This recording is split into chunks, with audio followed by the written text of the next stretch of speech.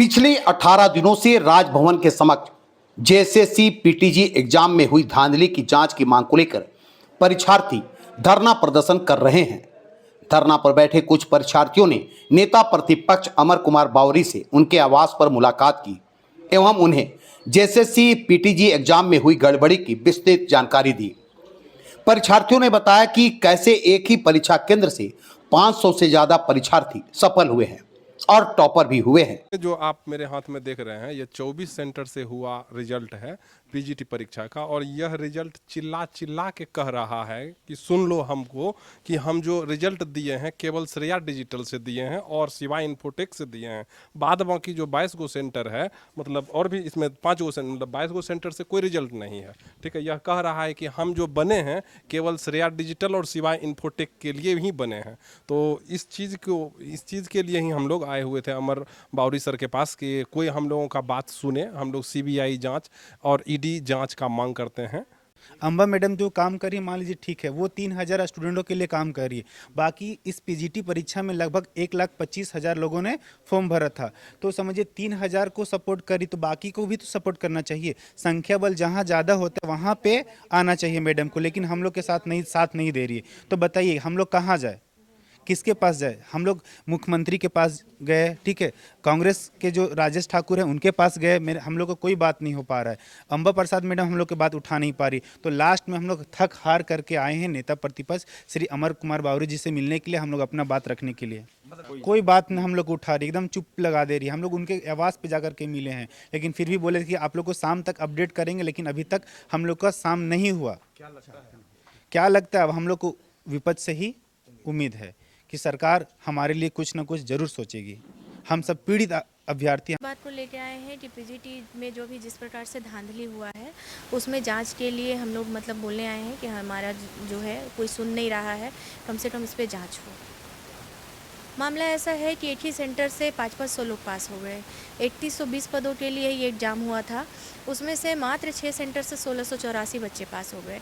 ऐसे हर जगह से ही कुछ हुआ है, किसी में एक सब्जेक्ट में बहुत ज़्यादा रिजल्ट आया है, बाकी में कम। तो ये जो अनइवन रिजल्ट का जो प्रोसेस है और ये जो धांधली के जो हम लोग को पता है धांधली हुआ है, ठीक है, ये जो धांधली से जो रिजल्ट आया है उसी के खिलाफ आज हम लोग एक एप्लीकेशन और देने के लिए आए हुए थे। नेता प्रतिपक्ष है और इनसे मिलके हमने अपनी सारी बात बताई और हमें आश्वासन मिला है कि आगे इस पर बात किया जाएगा। 16 दिन से नहीं, कोई आउटपुट नहीं है। गवर्नमेंट को कोई मतलब नहीं है हम लोगों से। मामला ऐसा है ना, देखिए हम लोग ये नहीं बोल रहे हैं कि अम्बा मैडम सेटिंग करवाई या ये करवाई। हम लोग बस एक सवाल है कि मैडम आप उन लोगों को क्यों सपोर्ट कर रही हैं और इतना खुले दिल से क्यों सपोर्ट कर रही हैं। और हाँ, प्रश्न चिन्ह बिल्कुल होगा। अगर मान लीजिए कि रोज़ रोज़ हम एक ही आदमी के पास जाएंगे और अगर हमको पता और एक ही प्रोसेस में और उसके खिलाफ राज्य में बड़ी संख्या में लोग धरना पर बैठे, मैडम आप हमारे पास एक भी दिन नहीं आ रही हैं और उन लोग को फूल माला चढ़वा रही हैं और मिठाई खिला रही है, तो क्यों नहीं प्रश्न चिन्ह उठेगा? क्यों नहीं सवाल उनके ऊपर उठेगा? ये नहीं कहते हैं कि अम्बा प्रसाद इसमें शामिल है या अम्बा प्रसाद धांधली की हैं। बस मेरा कहना है कि आप उन लोगों के साथ क्यों खड़ी हैं?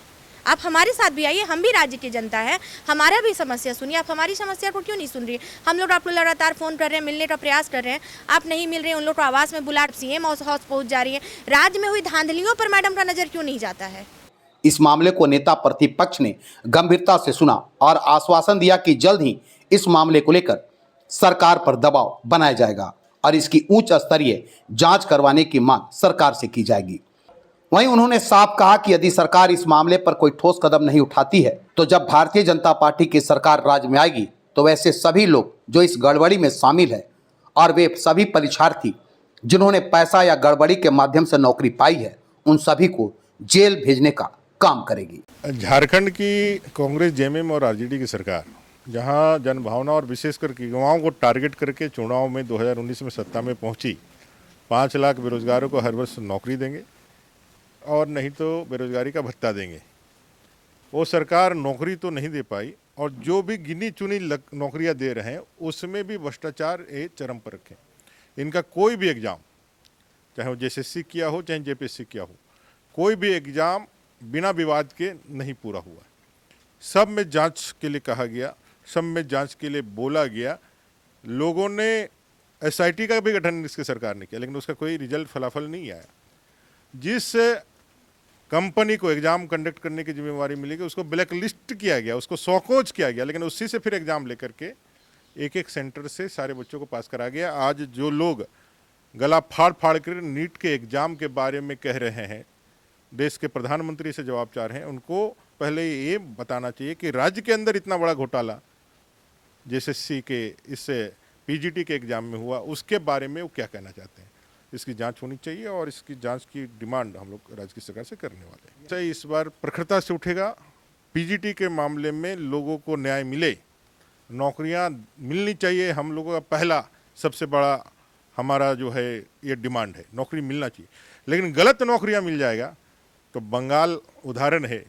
अगर नौकरियां राजनीतिक कारणों से पैसा लेकर के यदि दोगे तो अपनी सरकार जब आएगी, भारतीय जनता पार्टी की जब सरकार आएगी, तो वैसे परीक्षार्थी भी जो गलत तरीके से पैसा दे करके पैरवी से जो नौकरियां पाए हैं, उनकी नौकरियां भी जाएगी, जेल भी जाएंगी। एक तरफ सरकार छात्रों को रोजगार देने के नाम पर सत्ता में आई, दूसरी ओर छात्रों के भविष्य के साथ खिलवाड़ हो रहा है। पिछले 15 दिनों से छात्र अपनी मांग को लेकर धरना प्रदर्शन कर रहे हैं, बावजूद सरकार के कान पर जू नहीं रेंग रहा है।